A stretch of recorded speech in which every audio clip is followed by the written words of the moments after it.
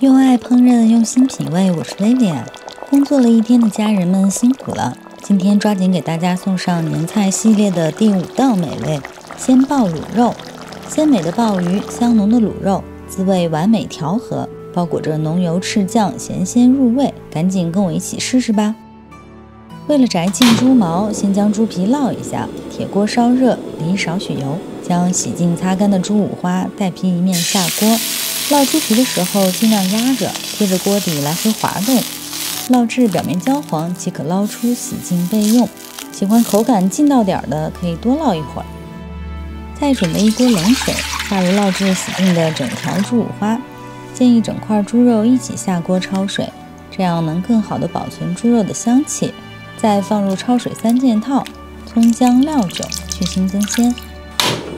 开大火煮10分钟，煮至猪肉发白。猪油的部分透明即可捞出放凉备用。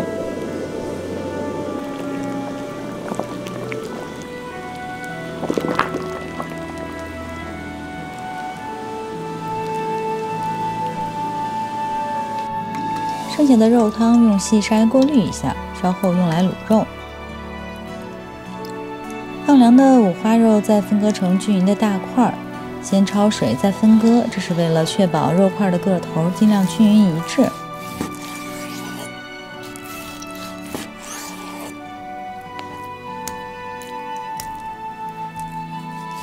为了摆盘的时候肉块能够立起来，最好将底部尽量修整齐。再摆上最近新入的一口铸铁锅，淋入油。用中火把猪喉酱、海鲜酱、叉烧酱先后下锅翻炒均匀，酱汁不要炒得太久，否则容易炒糊。五花肉依次下锅，再用勺子翻动，使每一面都包裹上酱汁儿。今天的这道卤肉味道绝佳的秘密就是靠这3款酱汁的加持。猪喉酱味道特别，伴有蒜香，咸甜适口；海鲜酱、叉烧酱味道偏甜，各有特色。翻炒片刻，加入肉汤。用量至少要没过5花，再加入葱姜、香叶、八角、桂皮和料酒。酱汁的咸味已经足够，就不需要再额外添加盐了。转大火烧开，打去表面的浮沫。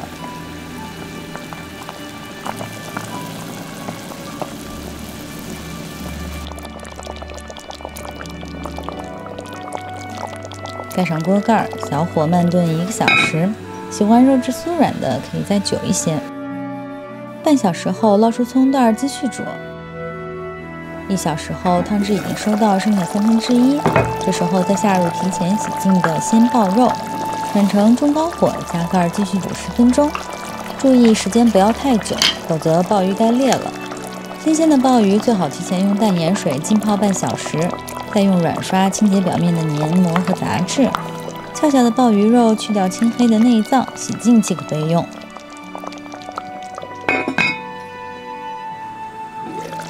再次掀开锅盖，这一锅喷香诱人的鲜鲍卤肉就完成了。Q 弹的鲍鱼像极了黄澄澄的金元宝，赶紧端上桌享用吧。